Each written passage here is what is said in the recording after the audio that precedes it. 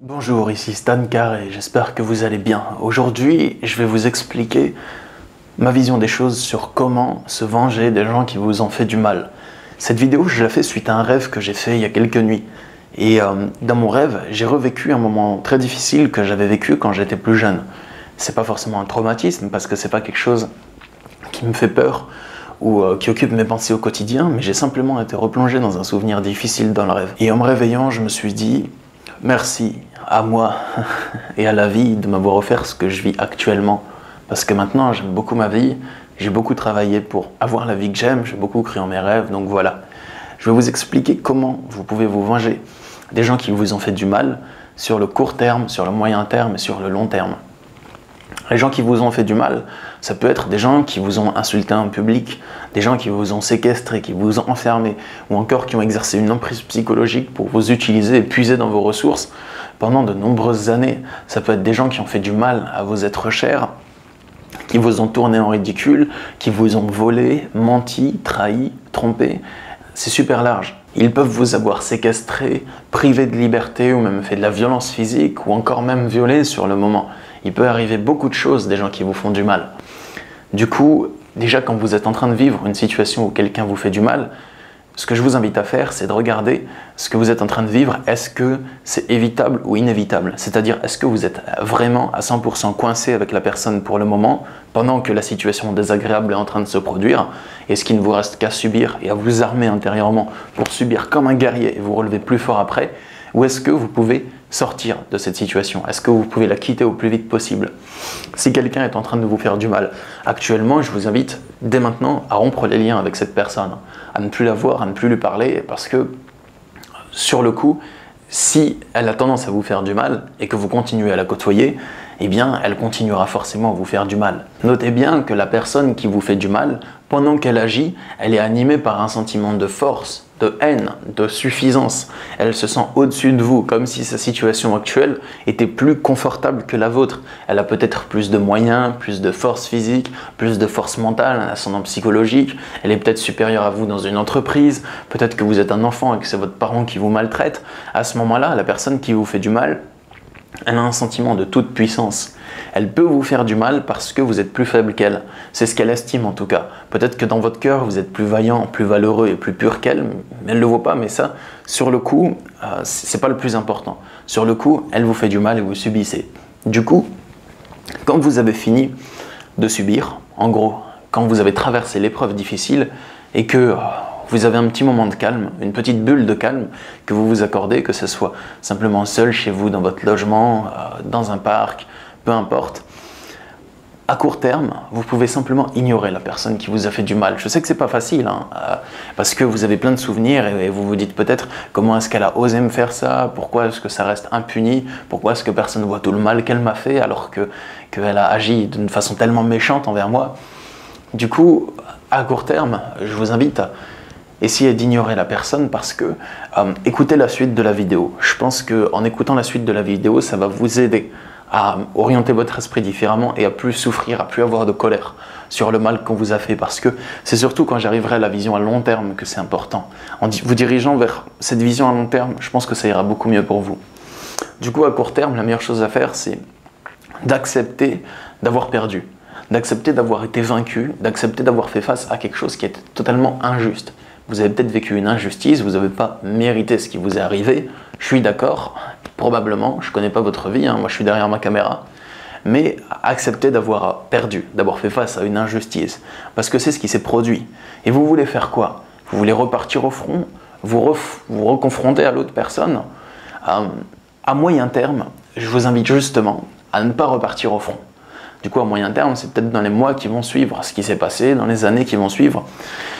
Ne repartez pas forcément au front. N'affrontez pas la personne qui vous a fait du mal dans le but de la vaincre, de la dominer, de la terrasser. N'essayez pas de lui faire subir la même chose qu'elle vous a fait subir, car sinon rien ne vous différencie de cette personne. Sinon vous êtes simplement un méchant comme elle l'a été et vous faites souffrir quelqu'un. Il n'y a pas de bonne raison de punir, de sanctionner, de faire du mal à quelqu'un. Pour moi, il n'y a aucune bonne raison de ça. Si vous faites du mal à quelqu'un parce que vous estimez qu'il le mérite, c'est juste votre jugement qui vous dit « Venge-toi, terrasse-le comme il t'a terrassé pour lui faire ressentir ce que c'est À ce moment-là, tout ce que vous risquez de faire, c'est de le rendre encore plus méchant, je pense. Je sais, c'est pas forcément facile, c'est plus facile à dire qu'à ne pas faire. Mais la personne qui vous a fait du mal, elle a peut-être estimé que vous le méritiez aussi. Je dis pas que c'est vrai, mais c'est peut-être ce qu'elle a pensé, elle. Elle s'est dit, ah, le salaud, il réussit, je vais lui montrer ce que c'est que de retomber, par exemple. Les gens qui font du mal, ils s'inventent tout un tas de raisons pour continuer à être haineux et pour continuer à se persuader qu'ils sont une bonne personne et qu'ils font le bien, alors qu'en fait, ils font du mal. Ils ont toujours une excuse pour se persuader que quand ils font du mal, c'est la meilleure chose à faire et que c'est des serviteurs de la justice. Néanmoins, si ce n'est pas forcément le désir de vengeance qui vous allume, mais simplement que vous avez un objectif précis à atteindre, vous pouvez repartir au front. Vous pouvez de nouveau affronter cette personne. Admettons que cette personne détient quelque chose qui vous est précieux, que cette personne fait du mal à votre enfant. Là, vous pouvez l'affronter. Si c'est pour sauver quelqu'un, si c'est pour modifier votre cadre de vie. Ce que je veux dire, c'est que je vous déconseille de faire du mal à quelqu'un qui vous a fait du mal si votre intention c'est simplement la vengeance, la punition et la sanction. Par contre, si votre intention c'est modifier les choses, atteindre un objectif précis et que pour atteindre un objectif précis ça implique de vous friter avec cette personne, de l'affronter de nouveau, là vous pouvez peut-être le faire. C'est à vous de faire preuve de discernement.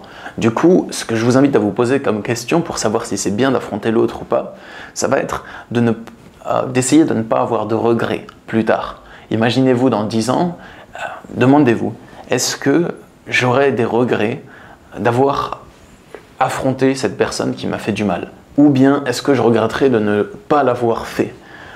Peut-être que vous regretterez de l'avoir affronté, si jamais votre intention c'est juste la vengeance, parce que dans 10 ans, vous vous direz, mais en fait, j'avais pas besoin de l'affronter, ça m'a juste apporté des emmerdes plus qu'autre chose, j'avais pas besoin de prouver ma supériorité en l'écrasant.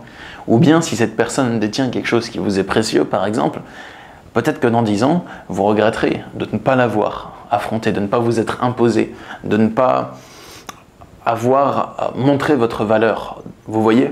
Peut-être que vous regretterez, c'est à vous de trouver la réponse à cette question. C'est pas à moi parce que ça concerne votre situation, votre cas précis, les amis. Du coup, c'est à vous de conduire votre vie.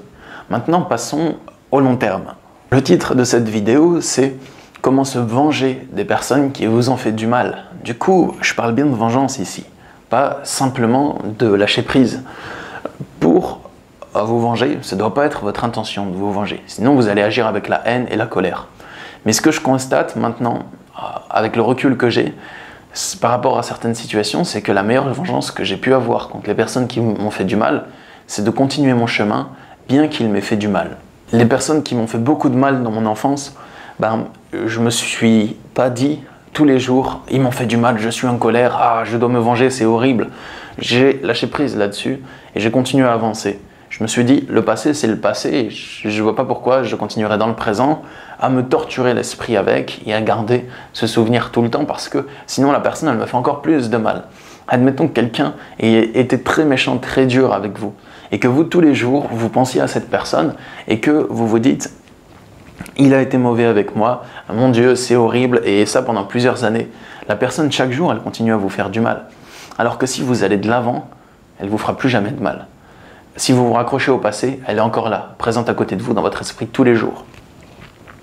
Du coup, à long terme, ce que je vous invite à faire, la meilleure vengeance, ce qui pourrait leur foutre encore plus la haine en fait, c'est que vous soyez heureux et que vous viviez pleinement heureux. En gros, que vous réussissiez à vous fixer des objectifs de vie motivants, à atteindre vos objectifs, pas pour lui foutre la haine, mais simplement ce qui est vraiment cher à votre cœur, et que vous vous dirigez vers ces objectifs, que vous les atteigniez. Moi, c'est ce que je fais. Et je me dis que, en fait, c'est vraiment la meilleure vengeance que je puisse avoir par rapport à ces personnes-là, c'est de réussir. Et je ne souhaite même pas me venger. Mais peut-être que dans le passé, j'ai eu des moments de ma vie qui étaient très nazes. Peut-être que dans le passé, j'ai eu des moments où des gens ont vraiment utilisé leur force sur moi pour me faire du mal, pour leur intérêt personnel. Mais ça, c'était le passé. Maintenant, quand je regarde dans le présent, ces gens-là, ils en sont toujours là où ils en étaient dans le passé. Ils n'ont pas progressé, certains oui, certains ont progressé, certains ont arrêté d'être méchants et sont devenus gentils. Du coup, tant mieux pour eux. Mais certains autres n'ont pas forcément progressé. Ils ont toujours la même vie qui n'est pas terrible, avec les mêmes conditions de vie, la même solitude, la même haine, la même colère au fond de leur cœur. Et ça me fait même un peu pitié, mais bon, je m'en fous un peu, c'est plus mes histoires, j'ai d'autres choses à régler. Du coup, peut-être que ces gens-là ont eu la possibilité de me faire du mal, mais que maintenant c'est leur vie qui est naze. Peut-être qu'ils ont rendu ma vie impossible, mais que maintenant c'est leur vie qui est vraiment difficile à vivre et que pour rien au monde je n'échangerai ma position maintenant contre la leur. Peut-être qu'avant j'aurais voulu échanger ma position contre la leur pour être en position de force, pour pouvoir leur faire du mal aussi, comme ils m'ont fait du mal. Mais maintenant c'est fini, j'ai plus du tout envie de cette merde. J'ai juste envie de continuer ma vie, hein, de faire le bien, de vivre heureux. Je vous dirais que quand on fait le mal sur quelqu'un, ça peut procurer un sentiment de force à court terme. À court terme, la personne qui fait le mal, elle se sent forte, elle se sent puissante, elle peut écraser l'autre, lui montrer sa domination, lui montrer à quel point elle est lourde et imposante par rapport à la personne qu'elle fait souffrir. Par contre, le mal, ça rend addict, parce que une personne qui a l'habitude d'imposer sa force aux autres, en gros de vivre en écrasant les autres, plus il fait ça, plus il n'arrive pas à se sentir fort simplement de par lui-même. Du coup, il continue à écraser des autres continuellement jusqu'à ce qu'un jour peut-être il se remette en question, mais il voit qu'il a tellement été aveuglé pendant tout ce temps par le pouvoir, par la domination et par l'écrasement de l'autre, qu'en fait il n'a rien construit, et qu'il est tout seul, et qu'il n'a pas vraiment d'amis et pas de relations solides, et qu'il n'est même pas heureux, qu'il n'est même pas un gentil en fait. Du coup, à long terme, le mal, ça nuit à la personne. Ça lui donne beaucoup d'avantages sur le court terme, mais à long terme, ça lui fait du mal, ça le morcelle et ça le détruit psychologiquement. Par contre, une personne qui fait le bien, ça procure des doutes sur le court terme.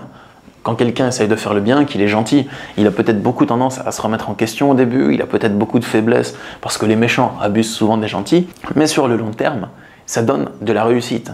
Parce que quelqu'un qui est gentil va continuer à faire le bien, se remettre en question, progresser. Il va peut-être pas avancer à très grandes enjambées, mais il va avancer à petits pas, jusqu'à arriver à atteindre son objectif graduellement. Et peut-être que des fois, vous pouvez faire des montées fulgurantes, et je vous le souhaite. J'espère que cette vidéo vous a plu, a été instructive. Je l'ai faite avec le cœur. Si c'est le cas, je vous invite à la partager sur les réseaux sociaux, à vous abonner à ma chaîne YouTube, Stan Carré Super Coach. Je mets des vidéos chaque jour en ce moment. Et aussi, sachez que je suis disponible en consultation de coaching et de sophrologie. Je consulte par Skype, par téléphone ou au cabinet. Vous pouvez me joindre sur mon site internet, masophrologie.fr. Je vous souhaite une très belle journée. Force à vous, construisez-vous une belle vie et je vous dis à demain.